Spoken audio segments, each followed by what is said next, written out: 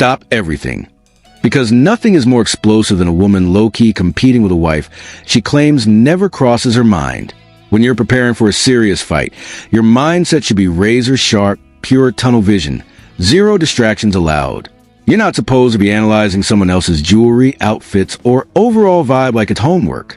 So why, 1 week before a major bout, are we suddenly watching a full T remix of something the wife already debuted first? That's not accidental. That's intentional. This is an inspiration. And it's absolutely not coincidence. This feels like identity drift. Like someone is slowly merging into another woman's lane while acting like it's effortless and organic. And we're about to dissect this entire situation piece by piece. So go ahead and subscribe right now.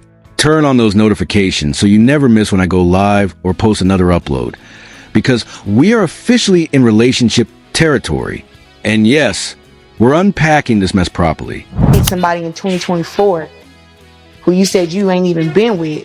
I got a video he sent me back in 2000 and was it 20 or something? So we've been together over a year and a half now. It'll be 2 years next year in September. Well, when I met him in July, and then after that, when you get to know a person, I knew her so we met July 6th. That's the court fight.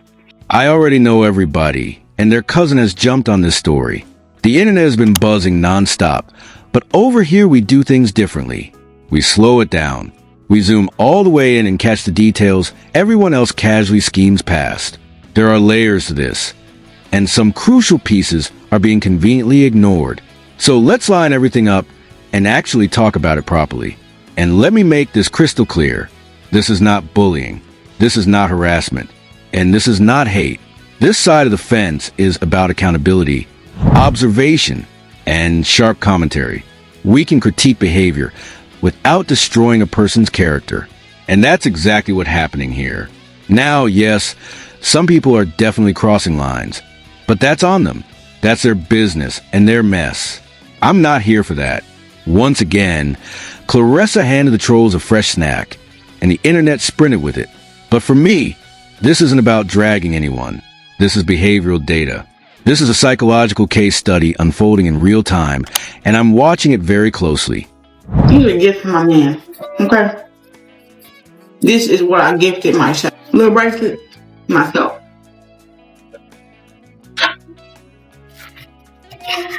I love having stuff I ain't seen nobody wear before. The internet barely blinked when she fired back at Remy Ma's camp, even though they never formally called her out. That's the detail that really made eyebrows shoot up. No official summons, no direct statement. Yet here comes a full reaction anyway. That alone tells a story. If you're behind on the timeline, let me spell out exactly what happened and what the response looked like, so we're all lined. I'm walking you through it step by step, so nothing gets twisted. But understand, this is not your basic spill tea and move on channel about Claressa. Honey, we dissect psychology over here. We analyze patterns, motives, and moves like it's championship game film. And just like that, the girls clocked it. Baby, what makes that clock hit louder is the timestamp attached. This isn't new. This isn't fresh. It's documented. Back in the summer, Remy Ma was already rocking. Van Cleef and all of it. She's been established in that lane. So when identical aesthetic resurfaces later, people are naturally going to connect dots. That's not hate. That's timeline math. It looked like another attempt at destiny swapping, and it simply didn't stick. It felt recycled, dated, and honestly forced. And let's be honest, Remy Ma wears it better. The fit, the confidence, the aura, it flows naturally on her. That's why the comparison hits so hard. Now think back to the Super Bowl, when Remy Ma stepped out in a custom look, glowing and unbothered. Her best friend Ju Gu yelled from the crowd, "This is custom. You can't copy that." And Remy Ma co-signed it. That moment spoke volumes without saying much. Then here comes Claressa hopping online, practically confirming what people were already whispering. Sometimes a reaction tells the entire story, and once it's public, it's almost impossible to shake. Say something. I cannot be copied. What I do is original. The number one. Copy this. Just stand straight and see if your ass make a peep. Talk to me. So unfortunately, She didn't make the picture, and that alone had everybody whispering. But here's the deeper twist. She moves like someone who genuinely believes we can't see the pattern forming in real time. It's almost as if she thinks saying it loud and confidently enough will somehow rewrite the narrative and erase the receipts. Words over actions every single time. And that disconnect is exactly what people are reacting to. Now here's the part that folks cracking up, because the irony is thick. She claims she doesn't like owning things that someone else has or already had. Baby, that statement does not age well when the timeline is publicly archived for anyone to scroll back through. The internet never loses receipts. Okay. This is what I gifted myself. Little bracelet, myself.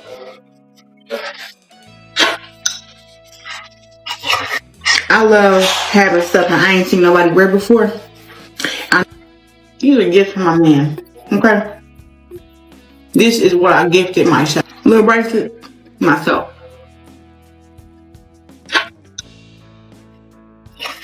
I love having stuff that I ain't seen nobody wear before. You are literally dating someone else's man, and that's when comparison Olympics go full throttle. So buckle up and let's rewind to Valentine's Day, because that's where the pattern screams the loudest. That side-by-side energy, impossible to ignore. We already know documenting every moment is her thing. Her engagement had to be filmed because apparently a simple surprise wasn't dramatic enough. And when I say engagement, I mean her first fiancé, Tony Rich. That moment had to be captured, packaged, and posted for the internet to witness. It wasn't just about love. It was about visibility, making sure everyone knew it was official. Then boom, Valentine's Day hits, and suddenly it's a full-blown production. Cameras up, angles ready, almost like a mini film crew on standby. Normally, real love doesn't need this kind of staging.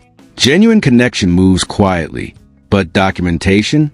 That's for competition. When you're proving a point, every moment becomes content.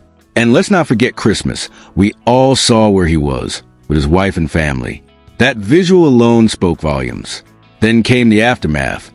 The meltdown, the overcompensating. Even buy her own gifts just to manufacture a moment. That behavior didn't happen in a vacuum. Honestly, none of this should shock anyone paying attention. The timeline screams the story loud and clear. Valentine's Day shenanigans felt less like romance and more like a public rebuttal. That helicopter sign? Dramatic, flashy, impossible to miss. But intimate? Not even close. It felt staged, like she was running up the scoreboard in public. Real love doesn't need a scoreboard in the sky. Here's a psychological kicker. When someone senses they're not in the primary spot, they compete for visibility instead of resting in security. Suddenly gestures get bigger, affection louder, cameras rolling constantly. Solid love? It doesn't need a cheering audience. That's why this looks like comparison Olympics. Not because she lacks beauty, talent, or presence, but because she seems determined to outshine a story already cemented in the public mind. When a narrative is locked in, shiny new moments read as attempts to compete rather than organic expressions. The painful part? She has more than enough accomplishments to build her own epic storyline. Titles, recognition, discipline, drive, without tying herself to anyone else's past. But insecurity creeps in, even for powerful women, and suddenly it looks like a battle for position instead of peace. That's what viewers are really reacting to. That's exactly why you never compete for a man's love like that. It never ends well. And here's what people keep missing. She isn't just competing with a woman. She's competing with an entire brand. That changes the game completely. Remy Ma and Papoose have spent years building their black love brand. Documentaries, podcasts, magazine spreads, red carpets, reality TV moments, and a massive social media archive. Thousands of visual receipts. Layered, polished, publicly celebrated history. Stepping into that as the other woman? You're not just dating a man. You're stepping into an established emotional archive the public already loves. That archive is marketed, embraced, and aspirational. You're competing not just for affection, but for nostalgia, legacy, and a pre-existing storyline. That's why Valentine's Day with a full production setup wasn't random. It was strategic. It's an attempt to create new footage, a fresh narrative, and memories strong enough to rival the originals. But here's the problem. You cannot outproduce a decade of organic branding with a few flashy gestures. That's not how legacy works. Established love stories build over time. Real time, shared history, shared struggle, shared wins. A helicopter highlight reel can't recreate that. That's why it keeps feeling like comparison Olympics. Not lack of talent or presence, but a desperate attempt to outshine a story already cemented. She has enough accolades to stand on her own. Yet instead of crafting something new, it looks like she's trying to overwrite history. And with no finalized divorce, that past still carries weight. Around the butt, I'm gonna start from in the middle. Yeah, that ass fat, girl. Mm-hmm. Yeah, let's say 44. So I know I lost a couple inches because, let me go to the big part of the butt. Let me go down here. See, that's the part that go off the widest. Let's try that. Girl, boo. It ain't gonna change. It did, because it's a different part of the butt. Yeah, so around my actual ass is a 45. So it's like 32, 33 up here, and then 44, 45. For 44, then it gets bigger with the 45. So yeah, that's my measurements. Sure, you can compete with a person, but trying to compete with history? That's a whole different battle. And this is where the shift happens. It stops being about Valentine's Day boots, coats, or jewelry.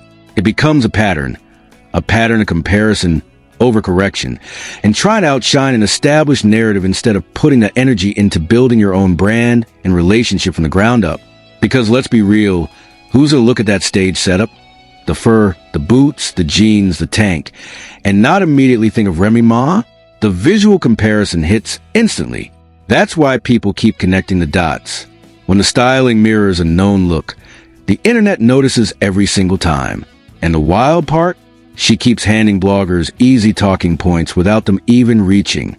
I'm not dragging, just observing. When imagery aligns like that, commentary is inevitable. That's Media 101. Now, tread lightly here. This isn't about body shaming. That's not the lane. But when someone consistently presents themselves screaming, "Compare me," the audience naturally evaluates what's being shown. That's human nature. Spotlight something repeatedly, and people will examine it closely. The bigger issue? The energy behind it. It feels forced, and I try to scroll past it. I really do. But when the pattern keeps repeating, it's impossible to ignore. Every attempt to prove superiority just highlights insecurity. The louder the display, the clearer the doubt. Solid confidence doesn't need constant proof. Shaky confidence turns the volume all the way up. And that's exactly what people are noticing. Constantly announcing you have the better body, that you're the prize, that you're the upgrade. Baby, that's not winning. That's campaigning. And campaigning is loud, repetitive, and exhausting to watch. Real confidence doesn't hold a weekly press conference. It just exists. I've said it from the start. Unchecked insecurity will sabotage talent every single time. That's my concern. Claressa is gifted, disciplined, accomplished, and undeniably skilled. No one can take that away. Her ring resume speaks volumes on its own. But if this comparison Olympics continues, it won't be punches in the ring threatening her. It'll be public perception. And perception shapes opportunities. Brands don't collapse overnight. They erode slowly through repeated eyebrow-raising moments. When optics feel off, people shift how they see you. The internet never forgets. Once the narrative drifts from undisputed champion to emotionally competing in public, that story sticks. And undoing a sticky narrative is way harder than winning a title fight. That's the real risk nobody voices aloud. When the story starts being labeled unstable, unhinged, or just plain weird, it's tough to restore polish and power once it circulates online. Rebuilding a public image takes 10 times the energy it takes to protect it. That's why this is so painful to witness. She doesn't need to compete. She doesn't need to mirror anyone. She doesn't need to try to outproduce a decade of carefully curated Black love branding. None of it is required for her to win in life. Her talent is real. Her discipline is proven. Her accomplishments are already stamped in history. That should be the focus every single time. But when you keep trying to wage war against history, you risk losing something bigger. You risk losing control of your own narrative. You risk letting public perception slowly drift away from your greatness. And once that shift locks in, reversing it isn't easy. The internet watches. The internet remembers. And the internet builds stories fast. This stopped being about outfits, holidays, jewelry, or dramatic gestures a long time ago. This is about legacy. This is about brand positioning. This is about whether you build your own empire or waste energy trying to outshine someone else's past. And here's the truth about history. It doesn't compete. It just exists. If you love this kind of deep psychological breakdown, make sure you like, subscribe, and share this video before you miss the next tea.